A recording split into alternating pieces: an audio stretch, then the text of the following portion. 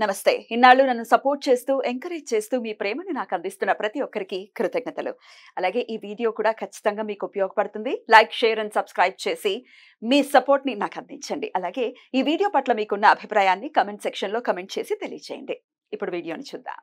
నమస్తే, welcome to our channel. నేను పద్మిని. ప్రస్తుతంతో పాటు ప్రముఖ ఆధ్యాత్మికవేత్త, వాస్తు జ్యోతిష పండితులు, లలిత ఉపాసకులు, వాస్తు జ్యోతిష శిక్షణ నిపుణులు బ్రహ్మశ్రీ నానాజీ పట్నాయక్ గారు మనతో పాటు ఉన్నారు. మాట్లాడదాం. సార్ నమస్తే. సార్ శ్రీమాత్రే నమః. సార్, జ్యేష్ఠ బహుళపక్ష చవితి వచ్చేస్తోంది. 25వ తారీఖు సంకష్టహర చతుర్థి.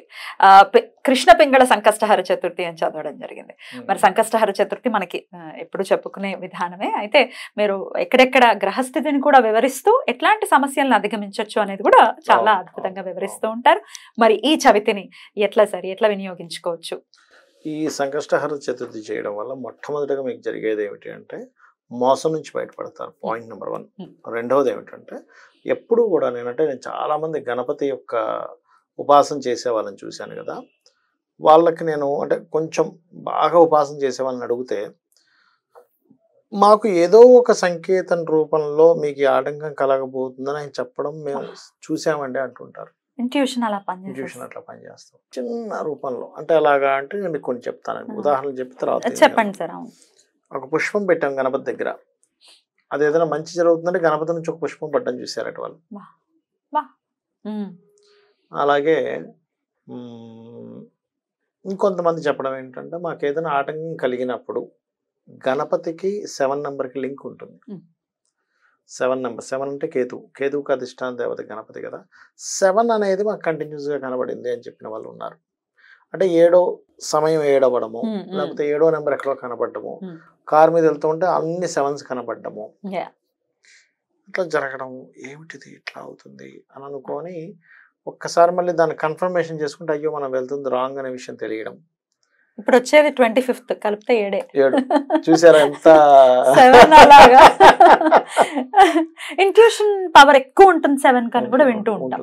అయితే ఉట్టి 7 కాకుండా 2తో కనెక్ట్ అయితే ఉంటుంది. 2తో కనెక్ట్ అయితే ఉంటుంది. అలాగే జన్మజాతకంలో కూడా చంద్రకేతు connectivities also one of the intuition yoga. చంద్రుడు అంటే మనస్సు, కేతు అనేటువంటి చిత్ర విచిత్ర గ్రహం, మ్యాజికల్ ప్లానెట్ అంటారు దాన్ని. అంటే అది ఎట్లాంటి మ్యాజిక్ చేస్తుందో చెప్పలేమంటారు దాన్ని. అందుకని ఈ కేతువు గనక కనెక్ట్ అయితే చంద్రుడికి మనసుకి చిత్రంగా ఉండేదంతా మీకు కనబడుతూ ఉంటుంది. మీకు ముందు ఫ్యూచర్ కనబడడం అదంత ఈజీ కాదు, కానీ ఫ్యూచర్ కనబడుతూ ఉంటుంది. అది సో ఇండికేషన్స్ అయితే ఉంటాయి.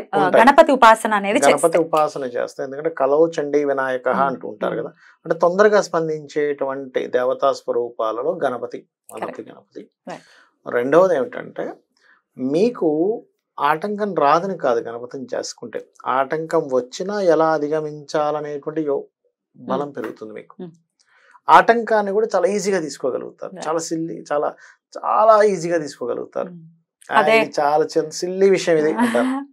గణపతి ఉపాసన చేసిన వాళ్ళు నేను చాలా మంది చూశాను కదా, చాలా సిల్లీ విషయం. సూపర్ సార్, అలా ఉండడమే అద్భుతం సార్. ఇది పెద్ద విషయం కాదు, ఎందుకంటే అందరికి ఆటంకాలు వస్తాయి. అందరికి చిన్న జాబ్ చేసే వ్యక్తి నుంచి పెద్ద మిలియనీర్కి కూడా అందరికి ఆటంకాలు వస్తాయి. ఆటంకం రాని వ్యక్తే ఉండడు అసలు భూమి మీద. కానీ వచ్చిన ఆటంకాన్ని ఇది చాలా చిన్న విషయం, నేను దీంతో ఆడుకుంటాను ఆటంకంతో అనుకునేటువంటి బలాన్ని గణపతిస్తాడు. అయితే ఈసారి వచ్చేటువంటి సంకష్టహర చతుర్థి సంకష్టము హరించేవాడు. సంకష్టహర అంటే కదా, ఎటువంటి సంకష్టాలని హరిస్తాడు అంటే ఈసారి వచ్చేటువంటిది మోసపోతున్నారు. మీ జన్మజాతకంలో మోసపోయే యోగం ఉంది, దాని గోచారము దశ కూడా ఇప్పుడు అనుకూలిస్తుంది. అలాంటప్పుడు ఈసారి చేసే సంకష్టహర చతుర్థి మోసాన్ని అరికడుతుంది, రాకుండా చేస్తాడు, గణపతి చూసుకుంటాడు. రెండవది జలగండాలు ఉన్నాయి, వాటర్ ప్లేసెస్కి వెళ్ళి పడిపోతుంటారు కదా, అటువంటి అలాంటిది ఏదైనా గండం ఉన్నా కూడా తీసేయడం జరుగుతుంది. మూడవది ఏంటంటే కొంతమందికి చూడండి మానసిక సమస్యలు ఉంటాయి, కొంతమందికి మానసికంగా ఎదగకపోవడం, చిన్నపిల్లల్లో వస్తున్న ఆటిజమ్స్ లాంటివి అంటూ ఉంటారు. అలాంటి ఆటిజమ్స్ వచ్చిన వాళ్ళకు కూడా ఈ సంకష్టహర చతుర్థి వాళ్ళ చేత చేయిస్తే కనుక దానికి సంబంధించినటువంటి నెగటివ్ ఎఫెక్ట్ ఏదైతే ఉంటూ వాళ్ళు బాధపడుతున్నారో ఆ యొక్క బాధ అనేటువంటిది ఖచ్చితంగా తొలగిపోతుంది. ఇవి మెయిన్గా. అదేవిధంగా మరికొంతమందికి శనిని దాటి చంద్రుడు వెళ్ళాలి. మకరంలో చంద్రుడు ఉన్నాడు, కుంభంలో శని ఉన్నాడు. ఇప్పుడున్న సంకష్టహర చతుర్థి 25వ తేదీ వచ్చేటువంటి రోజు కనుక చూసుకుంటే తల్లిగారికి ఏదైనా అనారోగ్య సమస్యలు ఉన్నాయి, కొంతమంది ఇళ్లలో మదర్కి హెల్త్ ఇష్యూస్ వస్తూ ఉంటాయి, పిల్లవాడికి ఎలా ఉంటుందంటే ఏదో ఒకటి చేసి తగ్గించేసుకుంటే బాగుండు అంటే తల్లి మీద ఉండే ప్రేమ ఈసారి చేసుకునే సంకష్టహర చతుర్థి తల్లికి ఏదైనా హెల్త్ ఇష్యూస్ ఉన్నా తగ్గించేటువంటి యోగం ఇస్తాడు. ఏం చేయమంటారు సార్? మరి అయితే ఇది సాయంత్రం మాటలు చేసుకునేటటువంటి సాయంత్రం పూర్తి చేసుకోవాలి. అయితే ఆ రోజు ప్రత్యేకంగా ఎప్పుడైనా సరే తర్పణ ప్రియుడు అంటూ ఉంటారు గణపతి. తర్పణం ఖచ్చితంగా చేయాలి. గుంజీలు పూజ అంతా అయిపోయిన తర్వాత గుంజీలు కంపల్సరీ ఇట్లా ఇట్లా పట్టుకొని చేయడము. అండ్ అది గణపతికి ఇష్టం అట అలా అంటే గనక మూలాధారం కూడా యాక్టివేట్ అవుతుంది. ఎగ్జాక్ట్లీ యాక్టివేషన్ అవుతుంది. అండ్ గరికతో పూజ చేయడం మాత్రం కంపల్సరీ చేయాలి. ఎందుకు అంటే గరికకు ఉన్నటువంటి గొప్ప విషయం ఏమిటంటే మీరు ఏదైతే గరికతో పూజ చేస్తే వచ్చే ఫలితం చెప్తాను చూడండి. ఇంకా నా లైఫ్ అయిపోయింది, ఇంకా మళ్ళీ నేను ముందుకు వెళ్ళలేను అని ప్రపంచం మొత్తం అన్నా సరే మీరు ముందుకు వెళ్ళగలుగుతారు గరికతో పూజ చేస్తే. గడ్డితో అసలు స్వామి ఎంత సులభుడండి. అసలు గడ్డి అంటే దానికి ఉండే ఇదేమిటంటే గరిక చూడండి ఇట్లా పెరుగుతుంది, మళ్ళీ ముందుకు వెళ్తుంది, మళ్ళీ నాటుకుంటుంది, మళ్ళీ పెరుగుతుంది. అది ఎలా అంటే ఒక కుడతారు చూసారా, ఒక డ్రెస్ కుట్టినప్పుడు అది ఎలా అయితే అంటే ఏమిటంటే పెరిగింది కానీ ఇంకో స్టెప్ వేసుకుంది మళ్ళీ. అంటే నువ్వు ఎక్కడ తెంపేసినా కూడా దాని యొక్క ఇది ఉంటుంది, ఎక్కడ పోదు, అస్తిత్వాన్ని ఎలా అయితే అది కోల్పోదో మన జీవితంలో మనం కూడా అస్తిత్వాన్ని కోల్పోకుండా ఉండేటువంటి యోగం మనకి గణపతి కల్పిస్తాడు. అద్భుతం సార్. అయితే ఆ రోజు చెప్పండి. అందులోని ఎవరి జన్మ జాత చక్రంలో అయినా కేతుగ్రహం బాగాలేదనుకోండి, కేతుగ్రహం ఏమవుతుందంటే సమ్ టైమ్స్ శుక్రుడితోనో శనితోనో కలిసి ఉన్నప్పుడు, ముఖ్యంగా శుక్రగ్రహంతో కలిసినప్పుడు ధన సంబంధించిన ఇబ్బందులు ఎక్కువ వస్తూ ఉంటాయి వాళ్ళకి. అలాంటి వారు లక్ష్మీ గణపతి అష్టోత్తరం గనక చదువుకున్నట్లయితే ఈ సంకష్టహర చతుర్థి నాడు ఖచ్చితంగా ఆ దోషం అనేటువంటి తగ్గుతుంది. అయితే ఆ రోజు రాత్రి 10ంటికి చంద్రోదయం అవుతుంది సార్. ఉపవాసం ఉన్న వాళ్ళు మరి చంద్రోదయం అయిన తర్వాతే ఆయనను చూసే మరి ఉపవాసం అది విడవాలా, మరి పూజ ముందు చేసుకోవచ్చా, ఇట్లాంటి డౌట్స్ వస్తాయి. ఒకటి ఏంటంటే అమ్మ, ఏకాదశికి మాత్రమే ఉపవాసం చెప్పారు కానీ వేరే సమయాల్లో మీరు ఉపవసించి పూజలు చేయాల్సిన అవసరం లేదు. చక్కగా పండో లైట్ గా తినాలి, కాకపోతే నిద్ర వస్తుంది కాకపోతే పలహారం ఏదైనా లైట్ గా తిని చేసుకోవచ్చు, తప్పేం కాదు.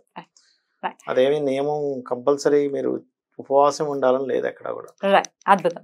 అయితే ఒక్క నామం స్వామికి ప్రీతికరమైనటువంటి నామం, ఇప్పుడు ఈ పూజ ఒకవేళ మిస్ అయ్యామండి, లేకపోతే చేయలేకపోతున్నాము, ఏదైనా ఇబ్బందులు ఉన్నాయి, అడ్డంకులు ఉన్నాయి, మరి మిస్ అయ్యాము, స్వామిని ఏ నామంతో కొలవచ్చు? పూజ చేయలేను అంటే పీరియడ్స్ లో ఉండి మిస్ అవ్వటం కాదు నా ఉద్దేశము, నామం చేసుకుంటూ కూడా స్వామి అనుగ్రహం పొందొచ్చా అంటే ఏం చెప్తారు సార్?